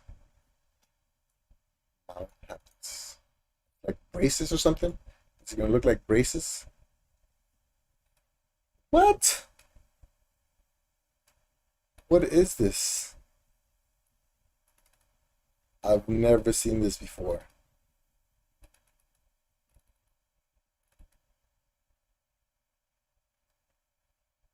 Wow, look at that. But why the mouth? I don't understand why the mouth. I mean, I guess it can go. Keep it family friendly, guys. Family friendly. Not sure why the mouth, but let's move on. But what could this mean for gaming? Well, imagine playing an adventure game and interacting with various objects in the virtual world. This might mean feeling the sensation of drinking water from a fountain, or even having insects crawl into your mouth. Ugh, who would want that? That is nasty. What? Yeah, especially this week. Yeah, it's a rough week, huh? It's a weekend. Friday, Aloha Friday. It's Aloha Friday. That's a song that we have here, but I'm terrible with lyrics. The cameras and phones cost a pretty penny. So you think they're expensive because of the cameras? Maybe, yeah. I mean, a lot of people focus on the cameras just because that's what people like. That's their go-to. You know, they gotta take pictures of their you know, their. I was gonna say boutique breakfast, but boutiques don't sell breakfast, right? Yeah, sounds like a mouthful. That's funny. The technology works via grip. Yeah, I don't think is that going to change the world. I don't think so. Um, very interesting. Very interesting. Oh, oops! I closed it. Uh, that was the only one, right? Yeah, it's okay. Cloud is now best way to play Fortnite. I like Fortnite. I actually yesterday was it yesterday? No, it was Wednesday. I was playing some of the epic games on GFN, and Maker, you were there, right? And I got a really good Fortnite game, 11 kills, uh, victory. Assassin's Creed Valhalla updated Admiral, Valhalla, Assassin's Creed, Roller Champions. So 3 days ago. Wow, we've gone 6 pages in only 3 days. Microsoft Activision merger could change the Xbox. I'm not interested. Roller Champions free to play release date with battle. I gotta play that game at some point. I got it on my got it on my GFM account. Can you guys hear the alarm in the background? No. Yeah. Okay. AT&T Google Green Control subscription can stream control unlimited. Okay. I think I'm gonna move over to the YouTube version of, I mean, to the YouTube part of this stream because I've been streaming for an hour and a half, and I don't want to make it too long for you guys. Just gonna go. I'm addicted to this, man. I can't. What is it? FOMO. This is FOMO right here. Fear of missing out. Christmas can now stream. Okay, we're champions. Best game is set up for traveling. Control. That's just a game that is now available for AT&T customers. Control is now playable. Apple TV versus Amazon Fire. Roller Champions crossplay. Rainbow Six Siege Yakuza DLC. Samsung wants your old TV in exchange for a new 8K or 4K. Ooh. Nani? Yakuza character skins announced. My Little Pony. Cloud gaming likely replacing traditional consoles. Yeah, of course. How I would make Google Stadia even better for the future. Sorry, I know I just said it, but sounds like gaming news will be ramping up here shortly, especially with the Summer Game Fest around the corner. When is that? I don't really, I don't follow general gaming news. I'm kind of too invested in Stadia. Okay, how I would make Google Stadia even better. Contrary to those shouting loudly on the internet, Google Stadia isn't dead, and as I've written previously, it's really rather good. In fact, the last post I published on Stadia provoked a lot of great discussions about the platform. There's plenty to love and enjoy, but there are legitimate concerns and areas that could be improved. Let's check this out. The Stadia team knows this, and again, contrary to opinion in some corners of the internet, it's working very hard on making the platform better. Among the comments and discussions that came out of that last post, though, one point stuck and got me thinking. It comes down to the business model. Very few deny how good the technology of Stadia is, but Google's business model for it doesn't sit right. For some, the idea of buying games that only live in the cloud doesn't appeal to them. That plus Google's pen chart for canceling products over the years does not incite any particular confidence in consumers. I can't say I'm not worried about this because I am a little. Nobody really knows what would happen. But thinking deeper, this model was possibly the wrong path to begin with, and I think for Stadia to have a brighter future, selling games should potentially be off the table. I don't know. Google Stadia is modeling like a traditional console. At the present day, Google Stadia and its games catalog are operated like any other games console or PC store. You rock up with your wallet and over some cash and buy a game. You can also pay a monthly fee for Stadia Pro, which puts fresh titles in your library every month, or so long as you remain a subscriber. It does. Stadia Pro is fantastic, with about 50 games players can claim at the time of writing. You don't have that on PlayStation Plus or Xbox games. With Gold, even the Epic Game Store and its weekly freebies fall behind on the way Stadia accounts and Pro have been handled since launch. Hasn't been the slickest operation, but it's in good place now. It's in a good place now. You don't actually need a Stadia account anymore for some basic features or even to play some of the demos. But I think the best thing Google could do is double down on Stadia Pro and stop selling games entirely. I love Stadia Pro, but then what if? So that means every game is going to be a Stadia Pro game. I don't think that would sit well with developers, right? Stadia should move to an entirely subscription-based platform like its cloud competitors. If people don't need to fork over money to own the games they want to play, it could relieve some of the negativity and worry that Google pulls the plug someday. But that's a good point, though. That's a good point. I think that was one of the videos that we saw in one of these earlier episodes, where people don't think that paying full price for a cloud-only game is worth it. I don't know. I mean, the appeal is that you can have those games that you buy, right?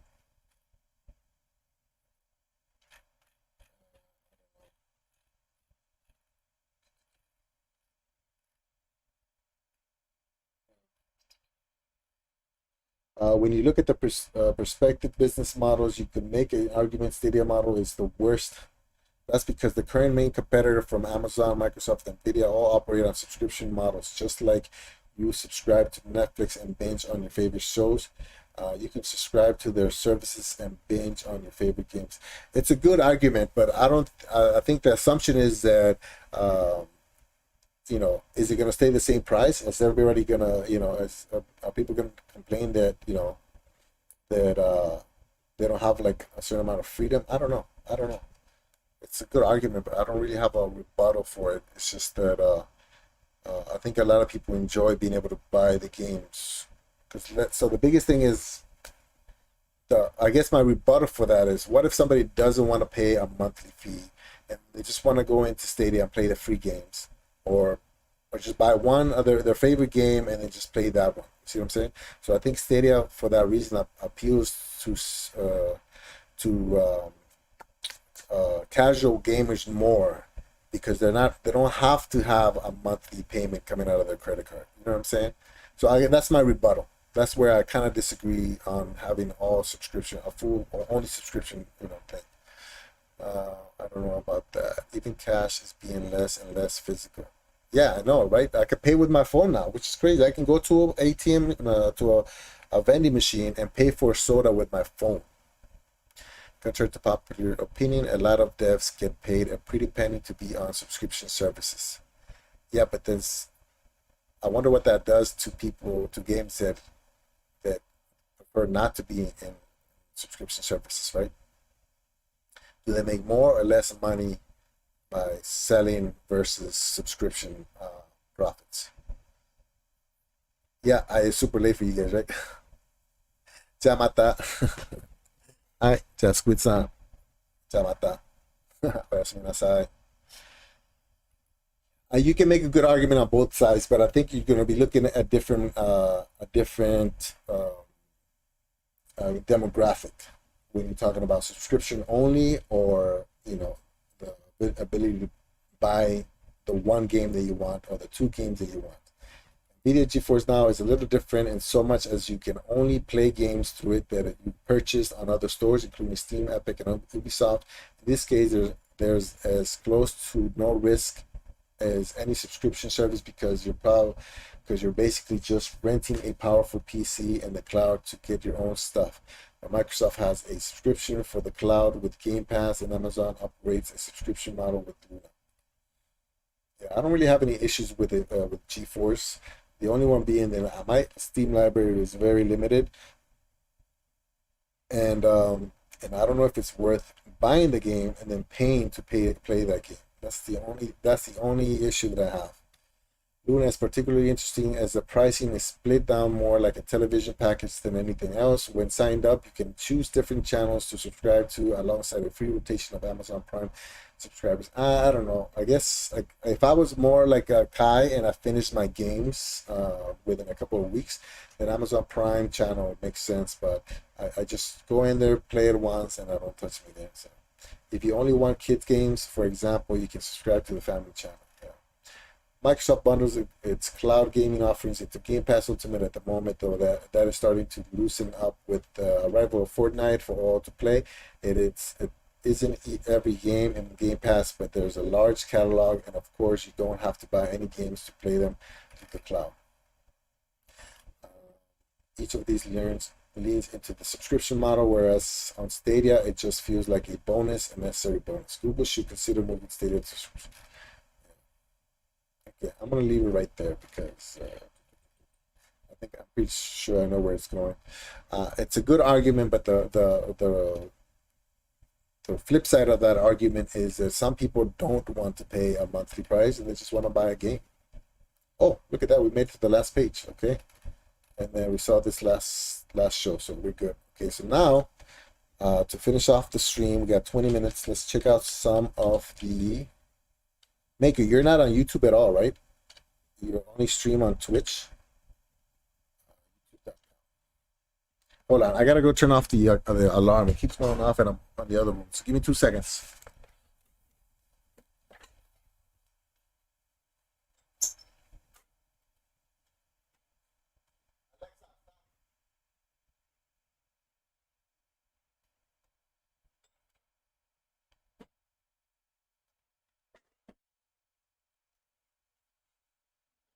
Yeah, the alarm was going off since what for 11 minutes. I don't know. All right, so the way we do this one, same thing. We go to search, we go exclamation Google Stadia.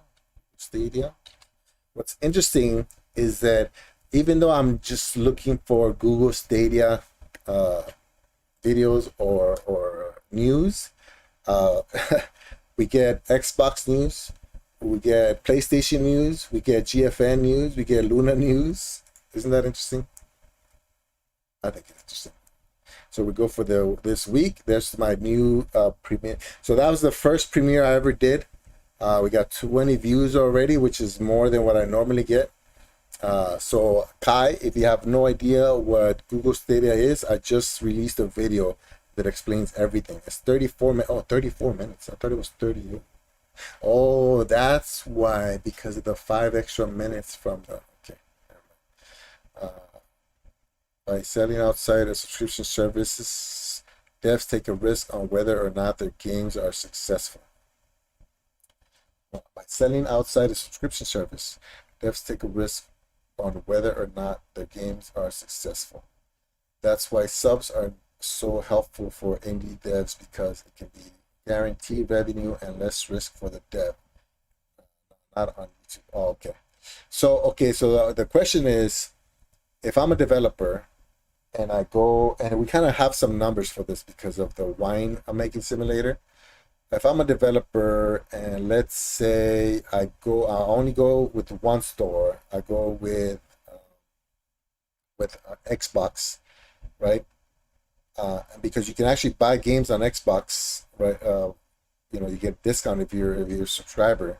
So if there's only a subscription, do they get paid based on how many people play the game, or how many hours or minutes that it gets played, or it's just the fact that they're on the subscription, they get a base amount?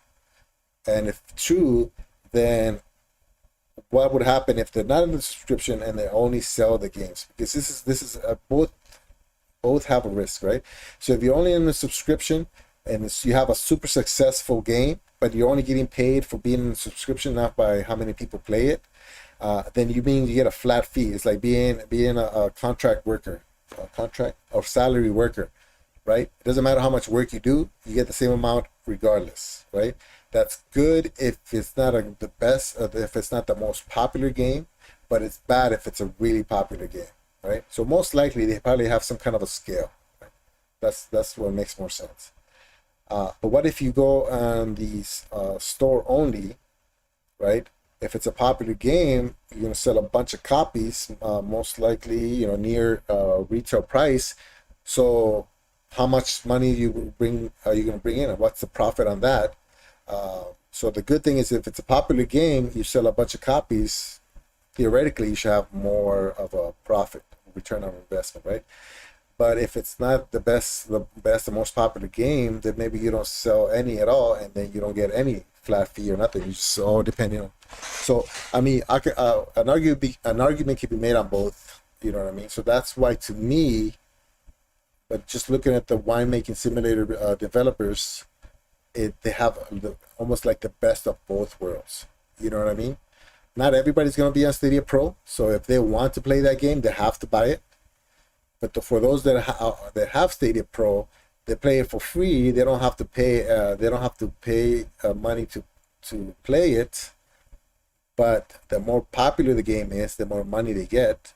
The least popular it is, the less money. So you basically have both of the arguments that I just put on the one service. If that makes any sense. From what I know, for Game Pass, depending on the contract, they can get a lump sum and or engagement incentive. Yeah, it's got to be like a mix of both, right? Because you never know. You have to be able to leverage the possible. You have to be able to leverage that part. You know what I mean? You can't just assume that your game is going to be the best, so you just go strictly for however many people play it and have no base pay, no lump sum, right? But you also can't just assume it's going to be bad and then not want to have some kind of a base amount to cover the expenses. You know what I mean? So yeah, it can be on both sides. I think I can be on both sides of that argument. Let's see. So let me zoom in real quick.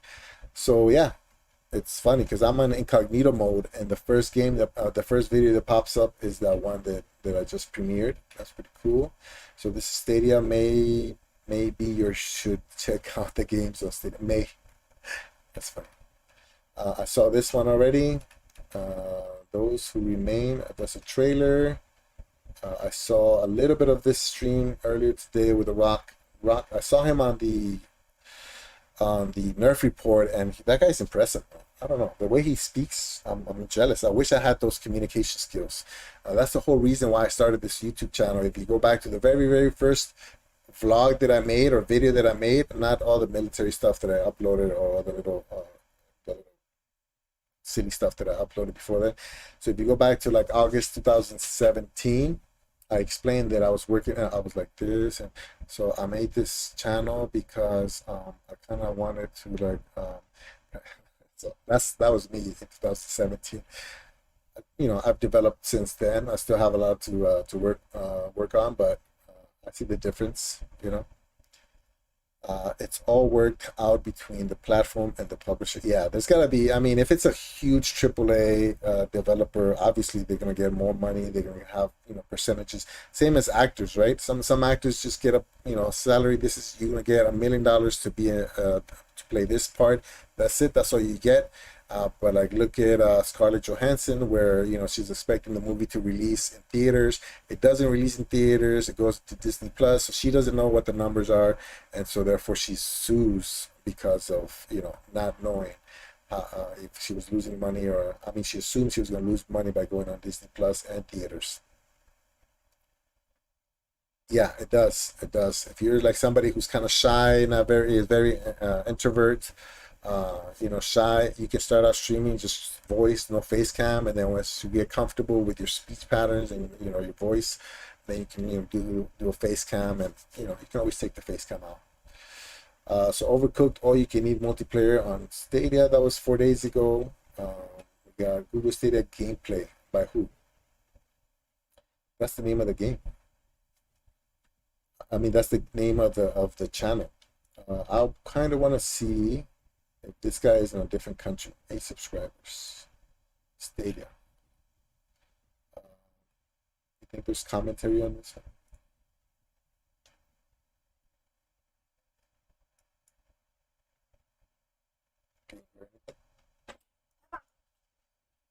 Aquí déjalo. Este son hot dogs. Okay. Este es de Lisa. Y este es vamos a eat brownie. Okay, aquí déjalo. Meterse una soda, pero here.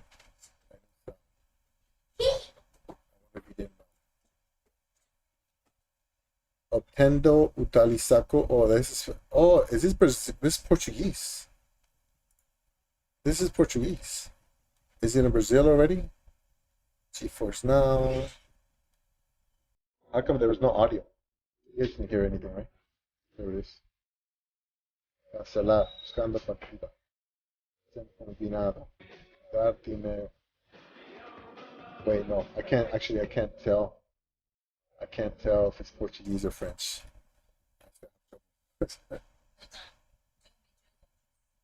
Do I have her address? No. Oh, what time do you need to leave? What time do you need to leave? Because I might Ricardo's gonna pick me up at 7 something, so I can probably drop him off. Yeah. Maybe he can pick me up over there then. Oh no, but then what about my car? Okay, we talk about it later. Gracias. ¿Qué me estás haciendo así? So let's do another 10 minutes, guys. So that way I don't keep you up too late. I know Maker's probably like, come on, man. All right, so cloud gaming. Who's this? Hetman Software. Gaming in the cloud and video GeForce Now Xbox Cloud Gaming. What's this? Hetman Software. Data recovery for Windows. That's interesting. Is it a company that has a video on this?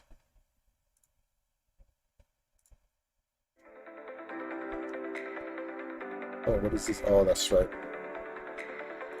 Hello everybody! Today we're going to discuss cloud gaming. Let's put it straight. It's no secret that the recent years turned out to be a difficult time for gamers. The mining fever, the global pandemic, and the shortage of graphics cards. Yeah. Probably some kind of a promotion for storage. Hey Google, where did my watch battery life go? Stadia open my Google. Okay. This one? I did. Cloud gaming news recap. Stadia GeForce Now. AT&T Cloud Gaming Servers, saw that. First look. So all these channels I recognize. The first God has fallen. Gods will fall. Stadia. Wiggles Gaming. Who's Wiggles Gaming? This is a pretty good. What do you call? Banner. I like this banner. Very colorful. 12 subscribers. Is it a little kid? Drop sister here. What?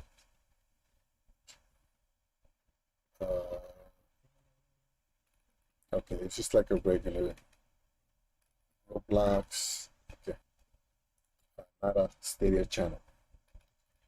Dawn of the Monsters gameplay story walkthrough with Megaton Google Stadia 7 hours ago. Okay, so for those of you guys who aren't familiar, I know everybody here probably is, but Dawn of the Monsters is free right now. Is it for everybody? I'm not sure if it's for everybody. There's no commentary. Okay, so it looks like it's the same channels. I don't see anything new right now or anything that kind of intrigues me. Outriders, another Trickster, the Monster, Papa Bear Gaming. I wonder how he he updates his thumbnail, because normally when you go direct streaming, the thumbnail doesn't get the thumbnail is your jeez, your banner. I wonder how he gets it to change like that. I gotta ask him. Shadow Gaming playing City Skylines. Shadow Gaming.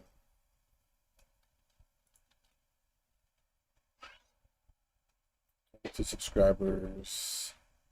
Shadow Gaming playing Tom Clancy's Rainbow Six. Skylines. Rainbow Six. Oh, he's flipping back and forth between Skylines and Rainbow Six. Pray and spray.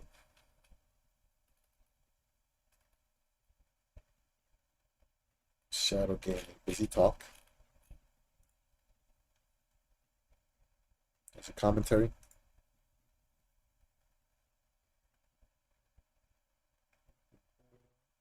God, you haven't streamed that much the last couple of days, huh?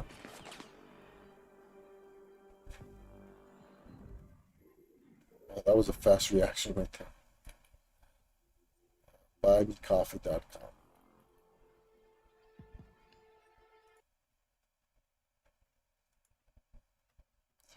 I gotta hear commentary. Me and Kai had the discussion earlier, a few days back. I need to hear somebody saying, which is not fair, because I uploaded videos with no commentary just to test them out, see how they did compared to commentary with no face mask, face cam, and then with face cam. Okay, so no commentary. Sorry. Got Squids. He just went to sleep, but that's his channel for Kai. If you want to check out Squid's channel, it's a very mellow guy. Okay, that's it. I don't see anything that interests me early enough, so go ahead and end it right here. All right, so just to remind you guys, okay, I just mentioned it, but just to remind you, there's a new video that I released. It was 58 minutes. I dropped it down to, I guess, 34 minutes, and it's all about Google Stadia. All the basic information is something you would need to get started for 100% free.